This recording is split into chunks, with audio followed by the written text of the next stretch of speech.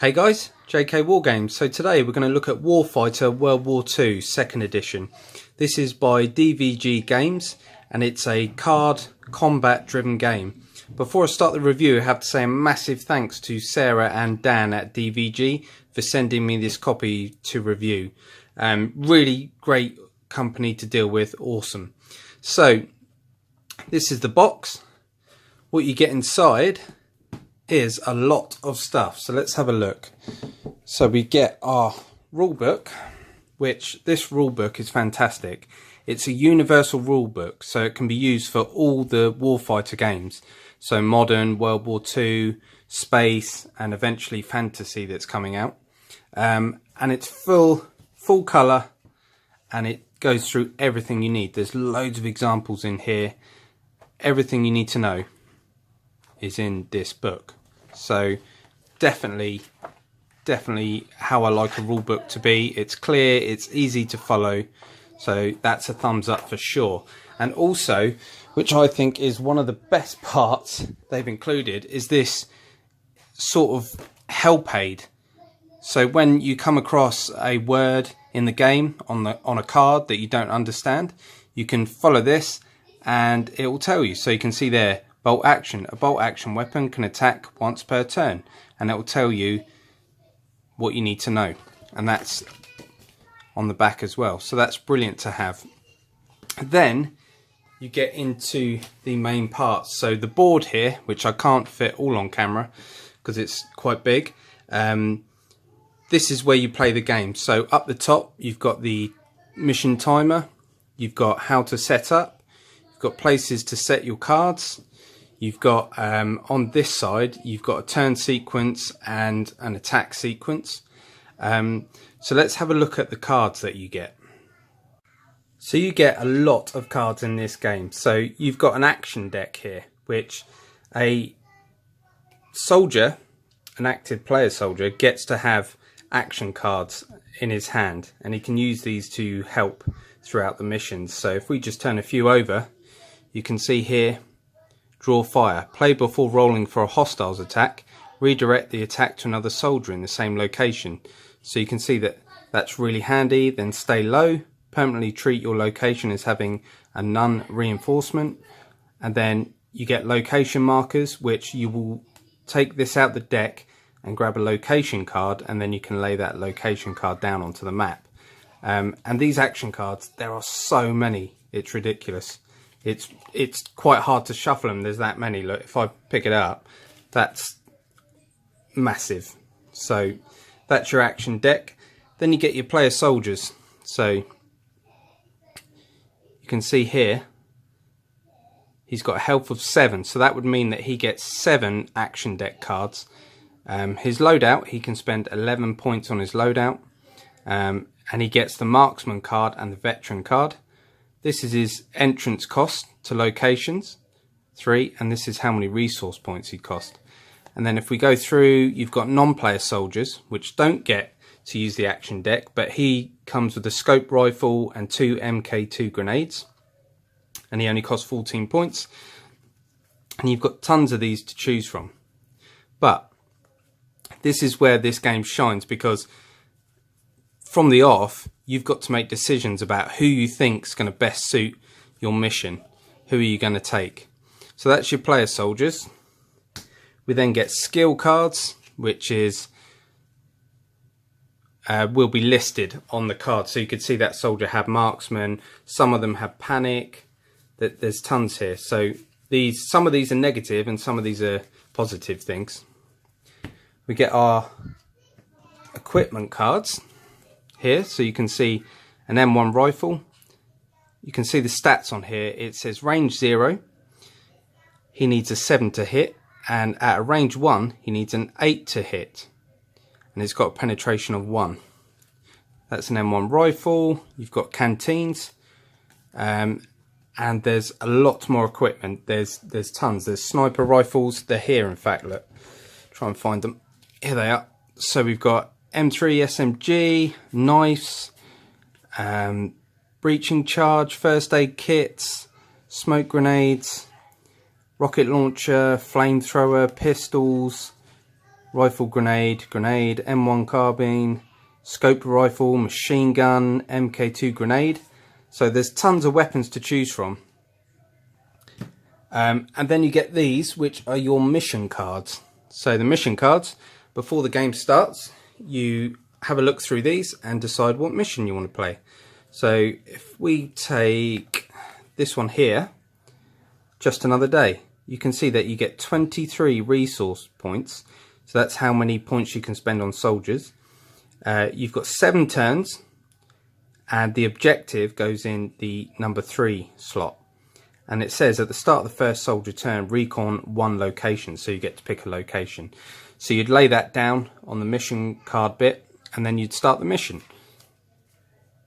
And then you get your location cards. So these are the locations that you're going to be fighting in, basically. So you shuffle these, place them down. When you get a location card out of the action deck, you pick one of these, turn it over, and you can see we've got large warehouse. So it costs 2 actions to play this card, but if you look on this side here, hostiles, depending on how many points, resource points you had at the start of the mission, this is how many hostiles you need to draw. So if we had 23, we would go on the 29, and we'd have to draw 6 points worth, not 6 cards, 6 points worth of hostiles when this card is laid down and played. And then in the attacker's hostile's turn, this has a reinforce of 0 to 1. So that means that you draw a card, and if the resource falls into 0 to 1 for the hostiles, that card is laid down. If it's higher, then the card isn't played, and you carry on. So that's just a look at some of the cards you get in the game. There's tons, and there's loads of expansions, which I'm sure most of you know about. So let's look at the tokens. Okay, so the tokens are fantastic in this game. So for each of your player cards, you're going to have a token, and this token will be put on your card, and also the token, another token, will be put on the mission card, and this token is going to work its way through. Well, I'll show you that in a bit. We also have grenade markers, so if you've taken the grenade card, you can have a maximum of 5 of these per soldier. And then we've got suppression counters, so if you suppress an enemy or you are suppressed, this goes on your card. And then if you kill an enemy, you lay that enemy killed in action. And then we get ammo tokens, we've got wounded tokens. There's just tons of tokens in this game. So what I'm going to do is just run through a single turn just to show you how it works, and then what we'll do is I'll do my final thoughts of the game. Okay guys, let's take a look at a quick turn. So we've got our 2 player soldiers. We had a total resource of 23, but just for this example I've just laid this out. We wouldn't be able to use this guy anyway, but he's got the machine gun, and on Pacheco's card he has the scope rifle, and he has 2 MK2 grenades, so we've got 2 counters on there to show that. So what we do is we've got our action deck here. Now we've got 7 of these cards because on our player soldier it says 7. So I've got 7 of these. Now I've got 3 location cards in here. So I'm going to take the first one and then draw a location card. So I've drawn lane, and you can see it says 1 XP to play, move the timer counter 1 space backwards. So let's say we have some XP, so I'm going to use 1 XP to play it. So I lay it down in the first slot, and I can move the timer for the mission backwards, which you can't quite see, but I can move that backwards. So we started on turn 7, so now we can push it back to 8, so we've got 8 turns. So each soldier gets 2 actions, but before we do that we need to draw hostiles for this location card. Now you have to do this every time you put down a location card. So we can see 29. We need to draw 3 points worth of hostiles. So I'm going to take the first hostile card, and it's a 3, and it's a sniper team. So we don't, luckily we've only got one card, but it is a sniper team, so it could be quite bad. Now we read it, it says 2+ to entrance cost. So any soldiers going into this, it would normally cost 1 point, but it's now going to cost 3 points. And you can see that they need, if they've still got 2 guys alive, they need a 4 to 8 to wound, and a 9+ is a kill. So what we do is we lay that in the location there, and what you have to do is a hostile, you have to draw a token randomly blind to see who he's going to target. So I've got tokens here, and we draw them, and oh, he's going to target player number 1. So you put that on the hostile card.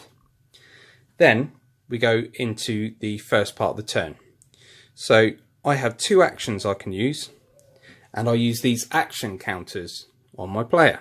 So I put them on the top of his card, and then what you do is you flip them over once you've used an action. So the first thing he's going to do is move into this location.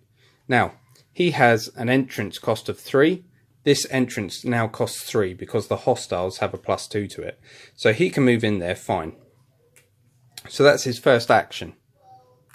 So you can see that that says used. Then what we do is his second action, I'm going to fire on the sniper team. Now I look at my machine gun here, and it shows that at range 0 I need a 7 to hit. And if I roll a 2 or lower, I'm going to have to reload the weapon. Now, I can choose to go semi, which is 1 shot, or I can go auto. Now, auto is 3 dice, but you run the risk of running low on ammo. But we're going to use auto. We're going to roll 3 dice. So, we grab 3d10, and we also have to roll a d6 to try and defeat the cover. Now, you can see the cover of the sniper is a 4. It's quite high. And our weapon has a penetration of 1. So what we do is we roll all our dice. Remember, we need 7s to hit. So we roll our dice. We rolled a 4 plus our penetration of 1, so we've definitely got through their cover. So that's great. We've rolled a 10, which is definitely a kill. And we've rolled a 9, which is a kill. And we rolled a 7, which is a kill. Well, there's only 2 guys there. So basically, 2 killed markers on that card, but because there's only 2 guys there, they've been killed outright straight away by machine gun fire. But let's say that we only got 1 hit. Oh, we got a 7. So we've killed 1 guy. Now, because we got through the cover, the other guy's going to be suppressed. So you lay down a suppression marker like that. Now, when a hostile card is suppressed, it can't do anything. It can't shoot at you. Well, it can, but it's reduced. So if everyone was suppressed on there, they wouldn't be able to shoot at you. So this card now can't shoot us because there's only 1 guy there and he's suppressed. His teammate's been killed. So that's how that works. Now, if we didn't defeat their cover, we rolled a 1 plus our 1 penetration of the machine gun is 2. It's not high enough, but we still got a hit with our main dice. That would suppress the enemy.